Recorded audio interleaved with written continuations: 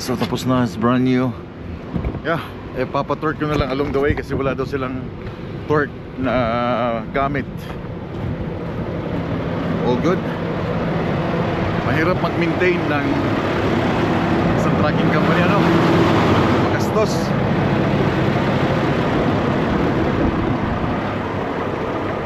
Yung laging pinaka main na gastos ng trucking is yung tires.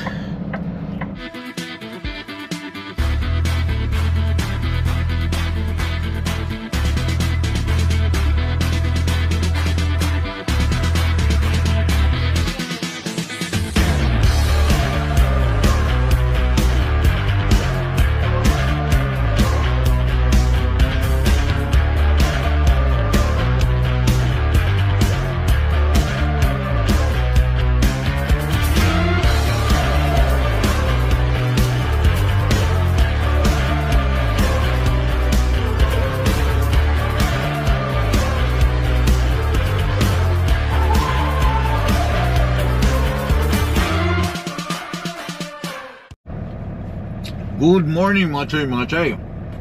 Good morning internet. Good morning viewers. Fresh from the sky. No, I'm just kidding. Maaga akong nag-shower today. The sun is up. Umikot na naman ang mundo. Araw na dito, gabi na dyan sa inyo. Ang ganda na sinag ng araw. Kumakain ako ng breakfast. So again, nandito ako sa Liberty, Kansas. Hindi na ako maglalagay ng mic kasi habang nag-i-edit ako, mapansin ko parang mas clear pa yung boses ko, no? Sa mic.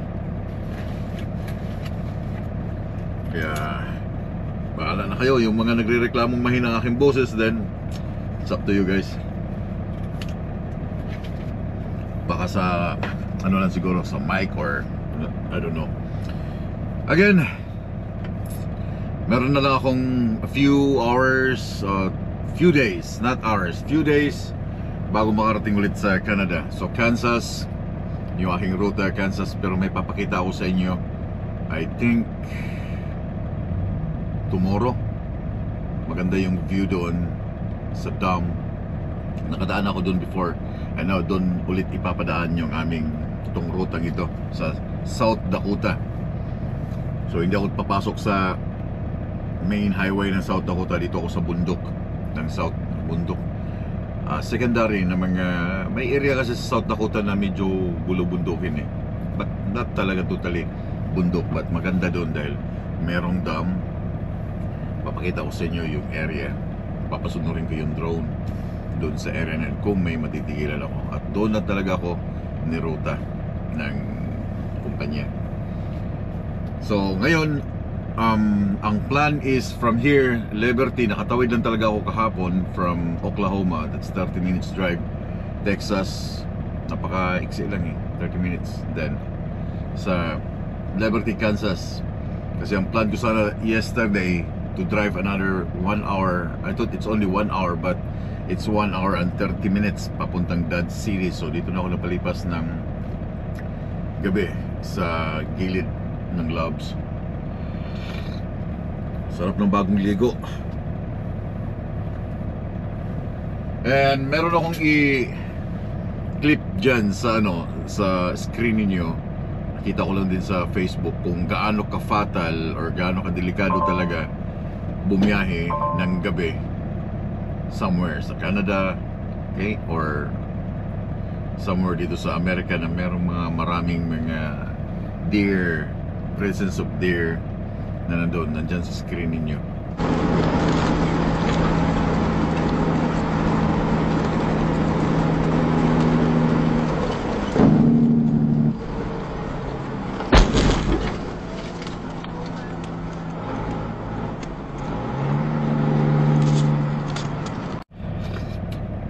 You know, let me know, di ba?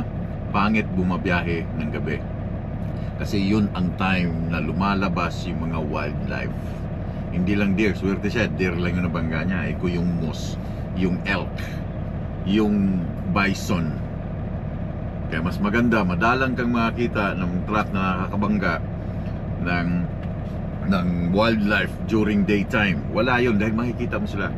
Pag nighttime, ang makikita mo lang sa nighttime is yung liwanag lang ng yung headlight, but yung side hindi na, manggagaling yan sa side. So naibalik ko lang, na refresh ko lang kasi nga mahirap talaga bumiyahe ng gabi. So 2 minutes more and tapos ako sa aking pre-trip. As usual, ginagawa ko pre-trip muna, ikot muna ako sa truck, check muna ang kailangan i-check bago ako magla-log in, bago ako mag-start ng aking 15 minutes na pre-trip. I'll just make sure na wala akong sira or wala akong airleg or walang kailangan i-repair during pre-trip. Kasi pag nagkaroon ka ng repair during pre-trip at nag-log-in ka na, nag-on duty ka na, hindi na maibabalik yung hours mo na yon. Okay? Nag-start na siya. So, I'll just make sure lahat okay bago ako mag-start ng 15 minutes para smooth ang dating. Kasi pag once may sira, tatawag ka sa opisina, hey, may flat pala ako dito, tapos walang mga vulcanizing sa gilid, maghihintay ka ng risko na pupuntahan ka dun sa area. So sayang yung mga example 4 hours, 5 hours. So yun ang mga sikretong malulupit. Pre-trip muna, ikot mo talaga ang full trip. Check engine, everything i-check kasi hindi ka magmamadali dahil wala kang hinahabol na 15 minutes, no? Pero kung may 15 minutes ka, kailangan mabilis ka dahil 15 minutes minimum. So kung walang oras, magagawa mo lahat yung kailangan mong i-check. Then pag upo mo dito, tsaka ka mag on duty, then 15 minutes, then I'm talking to you sa camera, gawa ng mga excess o kailangan mga gawin dito sa truck, mga paperworks, kailangan i-ready or yung mapping para sa next na trip ngayong araw, di ba? So wala na akong iisipin na maghahabol ako 15 minutes, kailangan ko mag 15 minutes, kailangan kong bumalik na sa permit ko or sa mapping ko. So yun ang mga sikreto, guys. Anyway, in a few minutes, 15 minutes, yeah. Then every morning, tag test. Alright. Alam niyo sa pool, hindi ko ginagamit ng trailer brake ng Peterbilt. Nag-i-stay siya pag once na i-off mo, i-flip. Pakita ko sa inyo. Kita mo ha? Pag i-apply mo yan, di ba? But this is not for parking. Okay? Hindi siya bumabalik agad, dapat, di ba, pag trailer brake parang brake lang na ganito ba? Pag press mo ng paa, bumabalik, di ba? Ito hindi. I-stay siya, naglalak. So, pag ginamit mo yung trailer brake na yan, kung in case talagang kailangan mong mag-brake, push it, then maglalak na yung brake mo dun sa likod sa trailer. Di sabog ang gulong mo lahat. Kaya hindi ko siya ginagamit. Napakapangit ng design ng trailer brake na to. Maganda yung lever lang na parang hila lang ng konti, then bumabalik siya ng kusa. Itong pinakapangit. Baguhin nila yon dahil hindi mo magamit yung trailer mo na brake. Kailangan mong gumamit ng engine brake, gumamit ng tawag ito, foot brake or sa truck.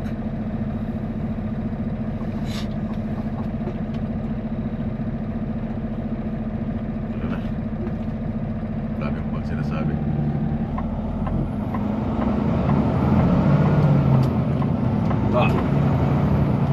Ganda ni Continue on East Pancake Boulevard.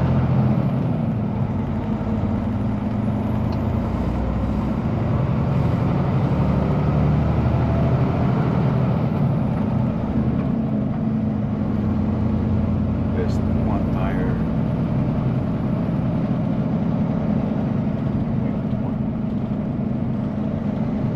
At the roundabout, take the third exit.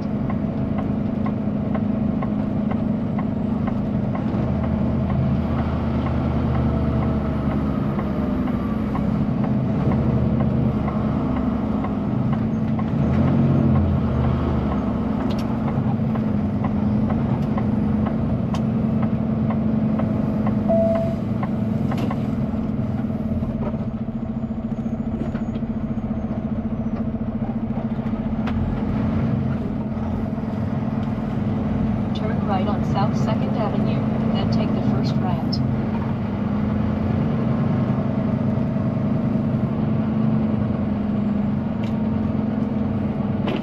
Turn right on Grand Avenue, then take the first right.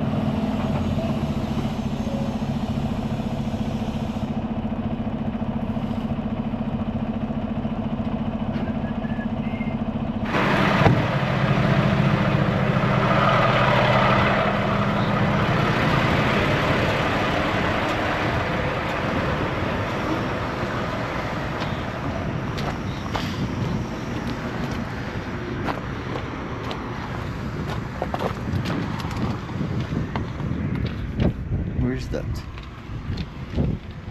Should be somewhere here.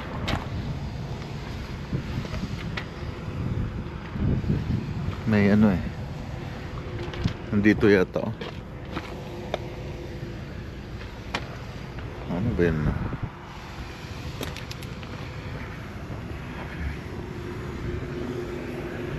Nice to speak with you. Okay, what's up? Would you guys put a leveling kit on the truck? Hi. So we're ready. Can you call first the shop Do it online. for the payment? Just making sure How big that are you're gonna At 350. What's their number? 306. Okay, you're good to go as soon as they can get you up there. So I'm gonna stay there. Uh, You want me to back yeah, up? let me I'd want to just start stay my there day for with right it now. that I'm way, gonna run and back there and if see I where run they into want any you. issues, I Yeah, can sure. deal with We'll them get through you- the day Yeah. and get not you have fixed to up. Yeah, thank you. Oh my man. Morning.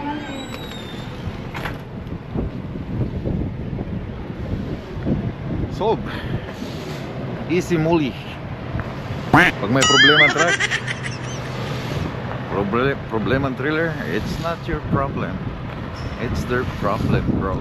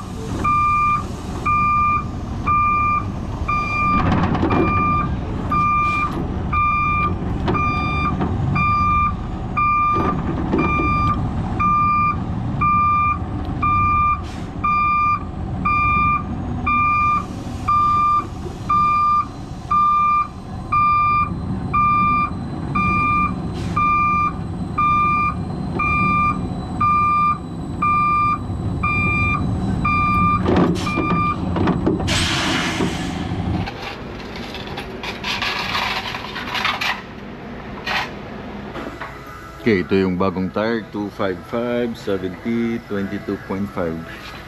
It's brand new. Roadmaster.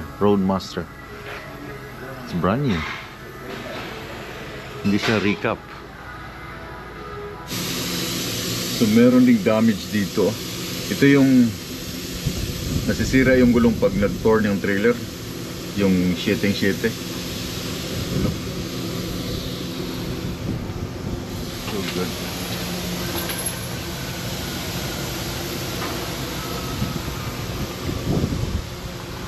Puro recap kasi.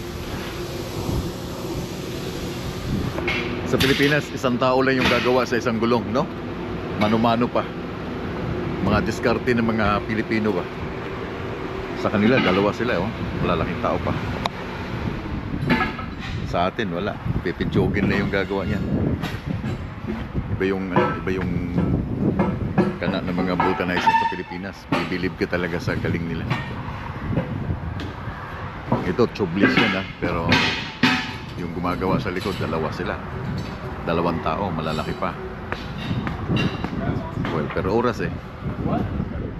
I don't know kung siguro bayad nito plus tire, siguro abot to ng mga $300 USD, including labor. Sa atin magkano? Mura lang, di ba? How much that cost for brand new? What?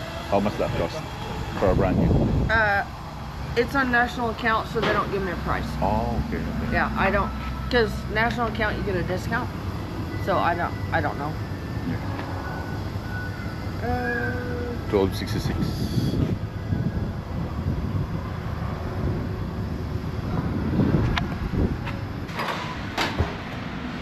Are you sealing this one? No. No? Recliner is remote control.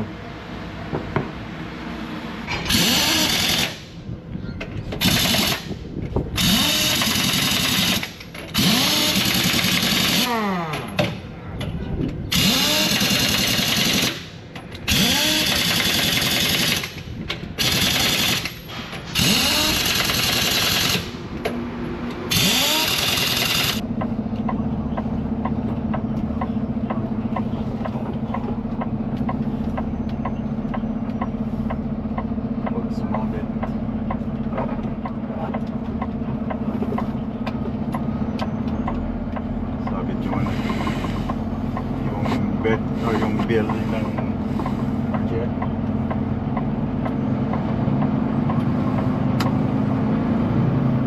So weird, no? Tire shop, wala silang torque wrench ng torque ng gulong.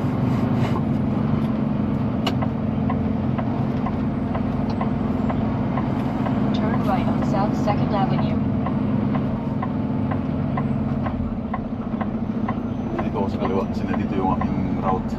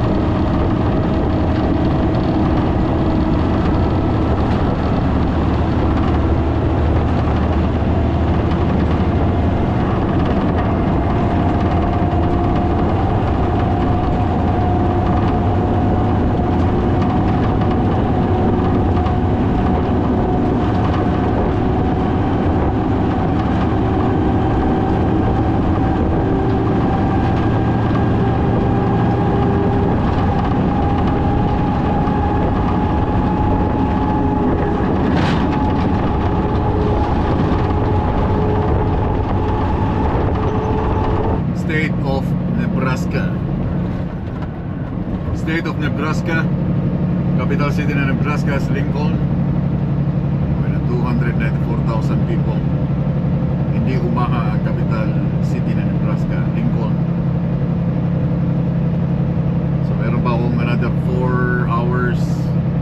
Tatawirin ko ang Nebraska within 4 hours. And then border, state line border naman ng South Dakota. Kung saan doon ako titigil mamaya. Or makakalagpas pa ako ng South Dakota, I think. Maximize ang oras. Or sakto lang siya sa 2 hours. Hindi na. O 1 hour.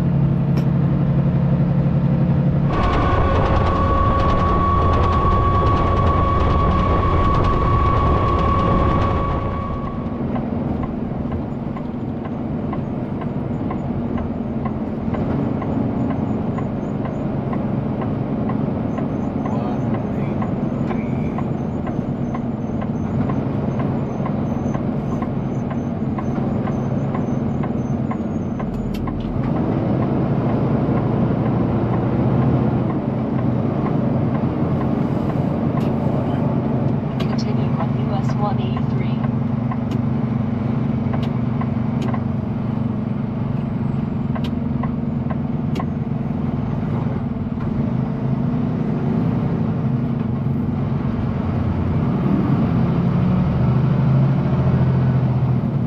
Kabayo. 150, I'm almost there. South Dakota. Ito, wala na itong parking dito.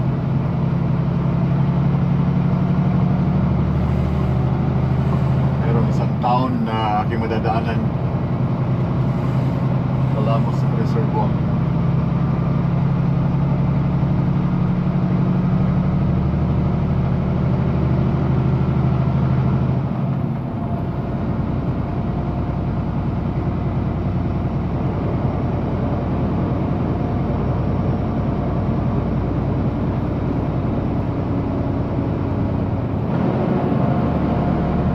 Lakas ng mobong ng truck, ano?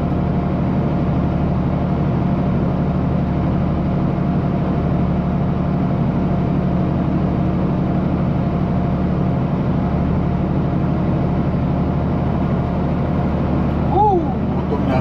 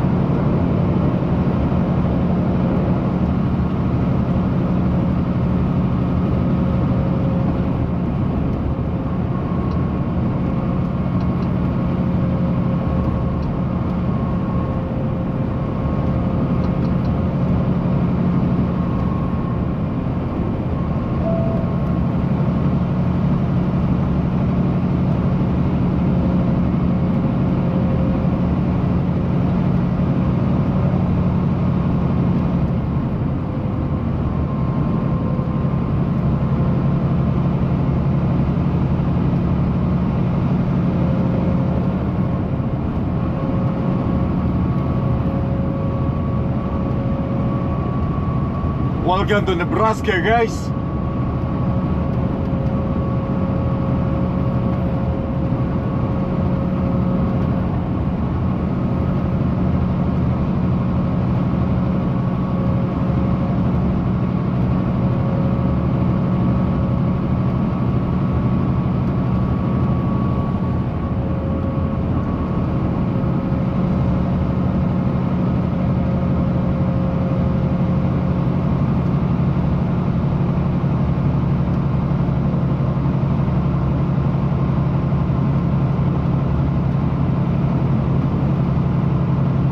Parking.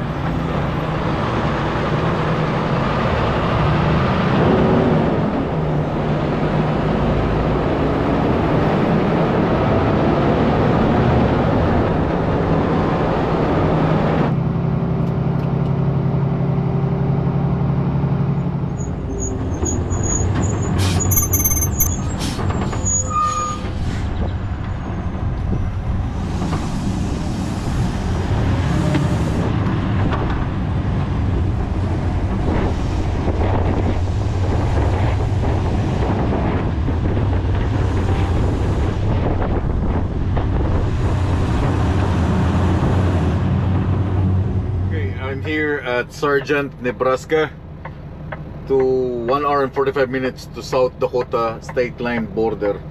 30 minutes break. Nandito ako sa Sinclair, isang truck stop. That's a good thing, merong truck parking. And yeah, 30 minutes break para makuha ko pa yung another 1 hour. Take a look. So driving ay meron pa akong 3 hours. So mag-break akong 30 minutes, bibigyan niya ako ng 1 hour or yeah, 3 hours and 51.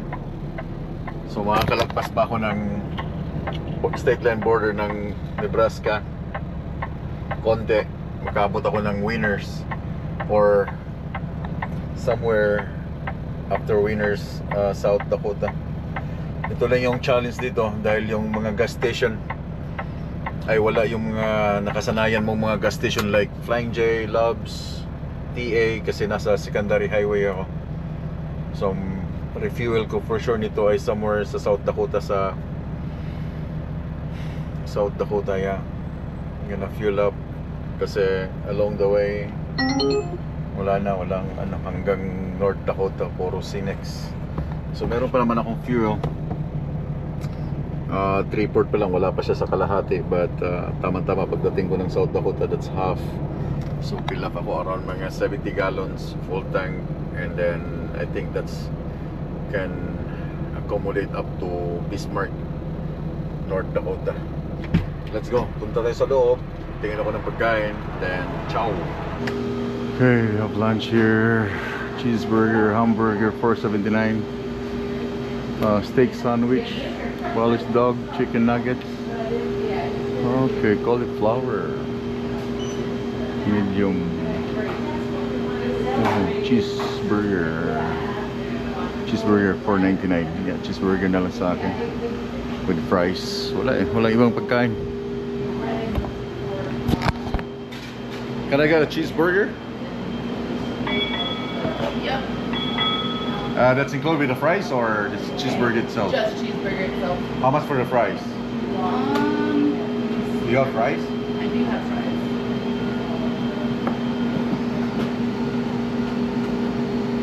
So With the fries, and I'm gonna grab some Coke.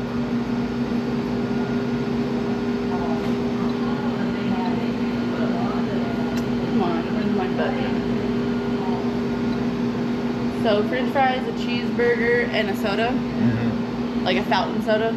Oh, it's refillable? Yeah. Oh, yeah. How much is that? For a large one, it's $1.71. If you do all of that, your total will be $10.83 for fries, hamburger, and okay. How many minutes? He's putting more cheeseburgers in there right now, so probably 5 minutes. How much is that? $10.83. 1083. Is it? Oh. 1083.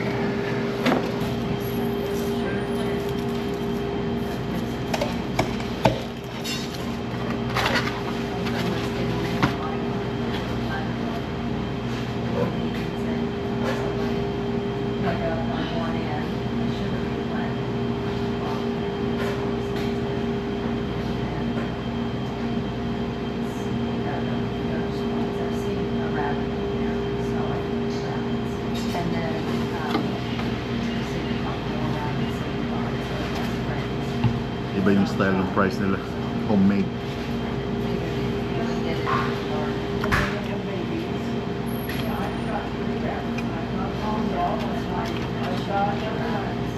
Itong maganda kasi walang music.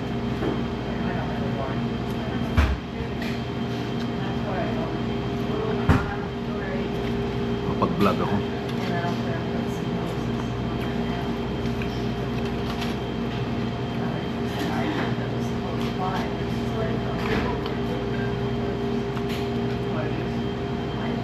Sa price pa lang, ang dami na eh. Walang hirap ubusin.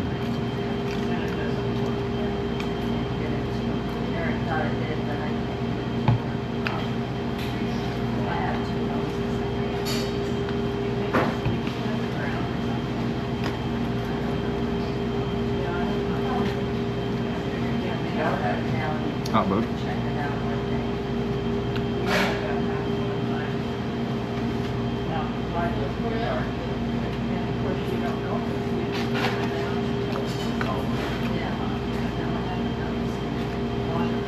Yung last ko nakain ng rice ay sa Houston. Nabili ko siya. Nagbibinda ng rice doon. Pagkain.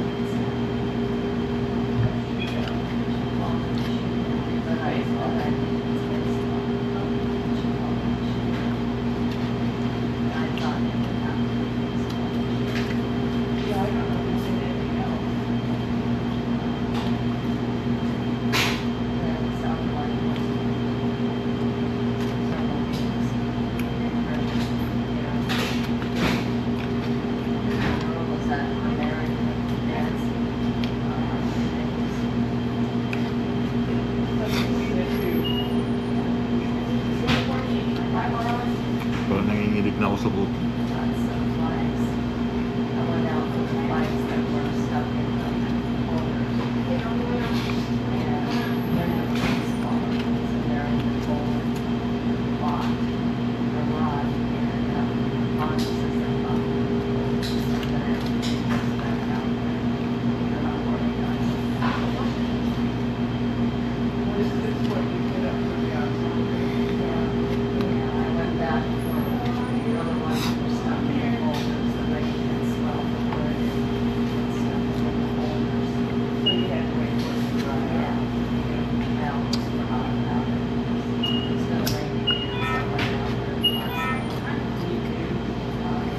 For sure, mamaya hindi na ako mag-lunch, dinner. Gusto nyo may last. Well, I mean, yung kain ko for the day. No more.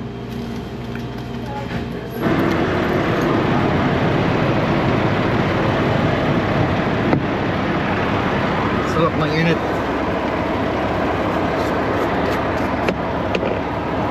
Oh my goodness. Oh my gulay.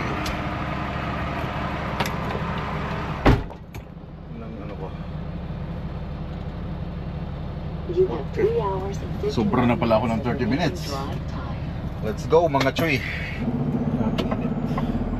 45 yung temperature. Solog balat.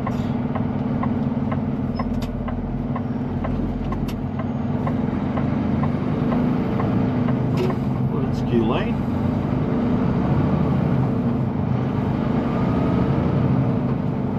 Continue on US 183. I think that's Q-line at the back, man.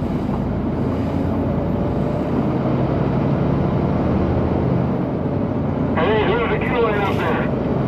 Sabi ko na, Q-line.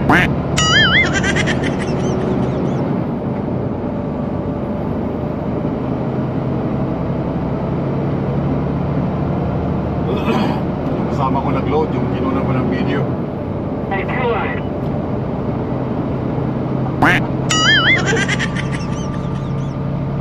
Hey, Q-line.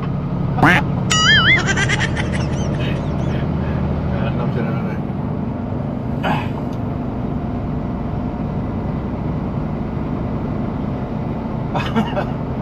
Sabi ko na Q-line eh. Q-line. Anyway, 1 hour and 45 minutes. Pero meron pa akong 3 hours na rin. Almost 4 hours yung aking driving hours today. And yeah, abot pa siguro ako somewhere 90.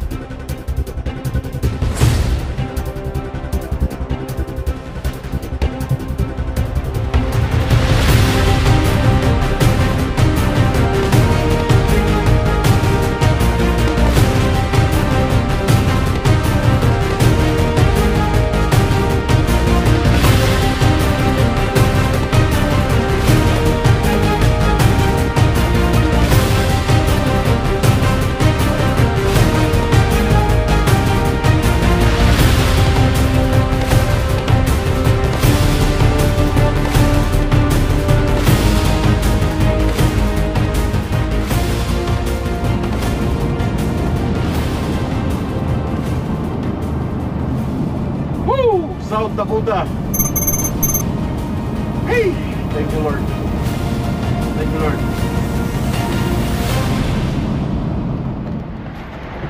Hey guys. So dito ako sa South Dakota. US 83. First time na naman, Marco. First time ko mo-fill up dito sa Sinclair truck stop. So dito na rin ako mag call for a night diesel. What is this? I'm not sure. What is this? Diesel 2. Diesel 2. I don't know. This 20. Yeah. Dalawang pump eh. Nakakalito. Yeah. So pag ganitong hindi siya kagaya ng Loves at saka Pilot, kailangan mong dalhin yung card mo doon sa loob para i-activate nila. Hindi siya yung basta mo lang sa swipe sa. Tapos ngayon diesel 2. No, buy diesel 2. Nakakalito. No, biodiesel, diesel 2. Old. Saan dito?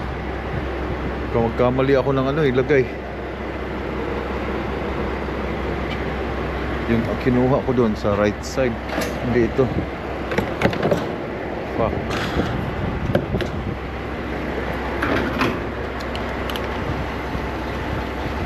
Yeah, so fill up na ako dito.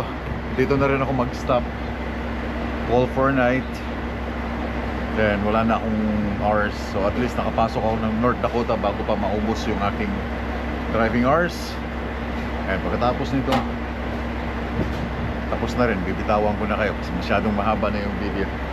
So again, daghan kayong salamat sa inyong tanan sa likes and comments pabalik-balik, sa inyong pagsubaybay sa Pinoy Trucker na channel. Pag-amping mong tanan, tapusin ko lang to. And I'll see you guys tomorrow. Bye bye. Have a good night.